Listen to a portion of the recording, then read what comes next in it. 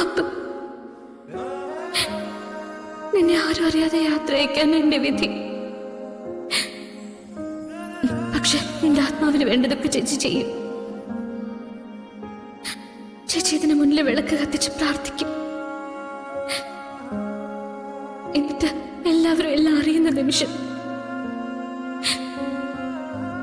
ഇതേതെങ്കിലും ഒരു പുണ്യതീർത്ഥത്തിൽ ഞാൻ ഒഴുക്കും.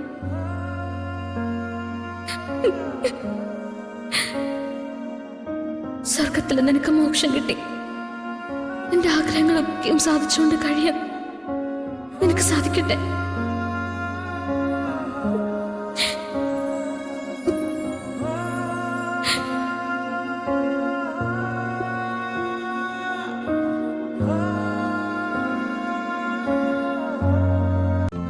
ഇന്ന് തന്നെ ഡൗൺലോഡ് ചെയ്യൂ.